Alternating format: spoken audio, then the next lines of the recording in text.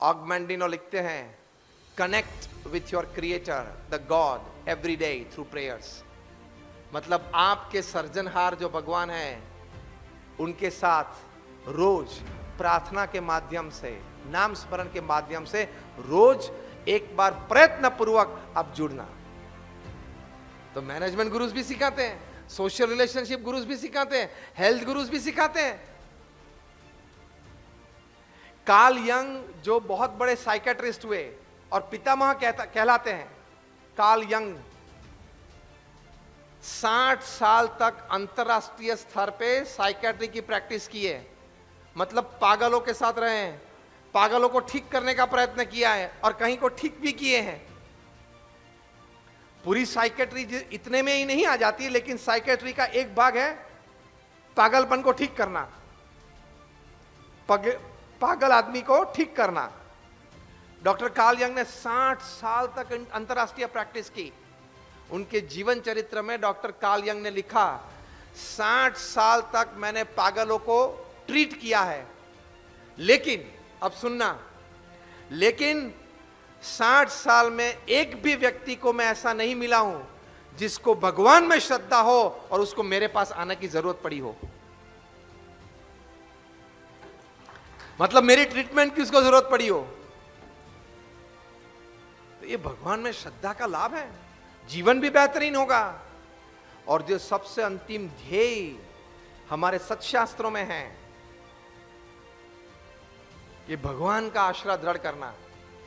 श्रीमद् भगवद गीता में 700 श्लोक हैं। 700 श्लोक का मूर्धन्य श्लोक, जिसको हम क्वीन बी बोलते हैं, बाकी के सभी श्लोक का सारांश एक में आ जाता हो, वो कौन सा है? तो भगवान श्री कृष्ण अर्जुन को कहते हैं, सर्वधर्मान परित्यज्य। डॉक्टर साहब मैं ठीक बोल रहा हूं? संजय जी का अभिप्राय इस बारे में लेने पड़ता है। सर्वधर्मान परित्यज्य मामेकम शरणं व्रज अहम त्वाम सर्वे पापेभ्यो मोक्षयिष्यामि मां शुचः। अर्जुन को कहते हैं बाकी के सब विचार छोड़ दे, ये होगा नहीं होगा, कब होगा, कैसे होगा, ये सब विचार तू छोड़ दे, मैं जो कहूं वो करने लग, मैं सर्वे पाप से तुझे मुक्ति दिला दूंगा। ये भगवान के शरण की बात है।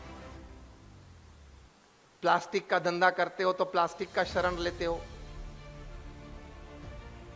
हाँ या ना? जिसका धंधा करते हो उसका शरण लेते हो, तभी तो पैसे कमाते हो। तो उस चीज का शरण लेते हो तो भगवान के शरण में क्या तकलीफ है? और कहां ज्यादा समय देना है? सुबह में कुछ 10 मिनट नाम स्मरण करें, वो प्रेरणा है। रात को 10 मिनट सोते वक्त भगवान का नाम स्मरण करें, वो डिटॉक्सिफिकेशन है, डिस्ट्रेसिंग है, तनाव कम हो जाता है, फ्रेश हो जाते हो। और पूरे दिन में क्रिया करते करते यही मानना कि भगवान श्री कृष्ण जो अर्जुन को कहा, कर्मण्येवाधिकारस्ते मां फलेषु कदाचन। अर्जुन को क्या कहा कि तेरा अधिकार क्या है? तेरा कर्म करना। तेरे को जो बुद्धि शक्ति मैंने दी है उस अनुसार तू अपना कार्य कर। फल भगवान कृष्ण कहते हैं मैं नक्की करता हूं। और यह बात की अनुभूति आप सभी को होगी,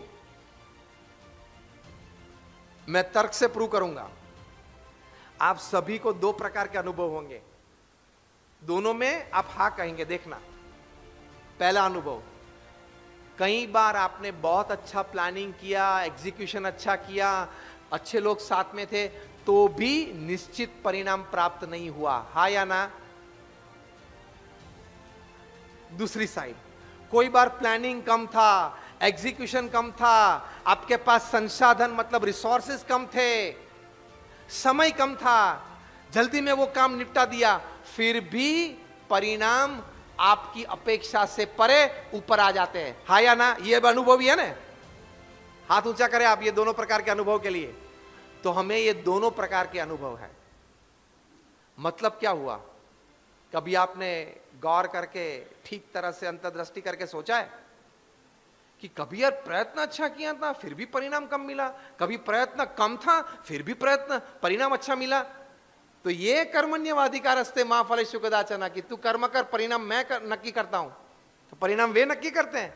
तो कभी कम प्रयत्न में बड़ा परिणाम दे देते हैं और कभी बड़े प्रयत्न के बाद भी कम परिणाम देते हैं, वो तय करते हैं। फिर क्यों रोता है?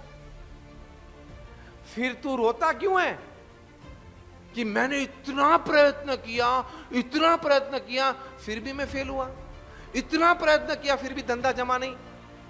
वो उसने जमा नहीं दिया, उसने उस धंधे को जमने नहीं दिया, क्योंकि आपके पास कुछ और करवाना था। डॉक्टर एपीजे अब्दुल कलाम 19-20 साल की उनकी आयु थी, तब पायलट की इम्तिहान देने के लिए वहां दिल्ली गए थे और 8 को सिलेक्ट करना था। उनका नंबर 9वां आया, मतलब सिलेक्ट नहीं हुए। तो डिप्रेस हो गए, बोले अपने आप को, अगर यार मैं सिलेक्ट नहीं हुआ अब क्या करूंगा, मेरा सपना टूट गया। वहां हरिद्वार गए, गंगा का स्नान किया, वहां शिवानंद आश्रम है, वहां चलो चलते हैं, कोई संत मिले। उनको डॉक्टर कलाम साहब ने कहा कि मुझे पायलट बनना था, लेकिन इम्तिहान में मैं फेल हुआ, मेरा सिलेक्शन नहीं हुआ और मेरा सपना चकनाचूर हो गया। उस संत ने यह बात श्रीमद् भगवत गीता की सिखाई, जो बात हम संजय जी के घर कर रहे थे। इसमें से क्या आपने सूत्र बनाया है गीता विजेता का?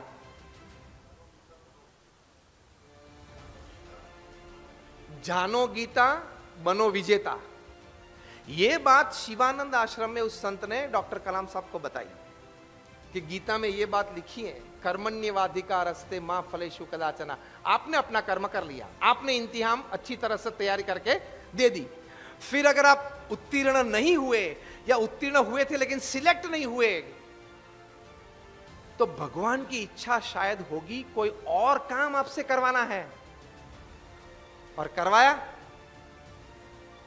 पायलट से भी ऊपर missile man of India, father of India's nuclear bomb, peoples president, और 48 यूनिवर्सिटीज में से मानद डॉक्टरेट उनको मिली। यूनिवर्सिटीज लाइन लगा के बैठी थी कि कलाम साहब को हम डिग्री दे ताकि हमारी प्रतिष्ठा बढ़े। यूनिवर्सिटीज पूरी विश्व में यह समझती थी कि अगर कलाम साहब को हम ऑनररी डिलीट दें तो हमारी प्रतिष्ठा बढ़ जाएगी।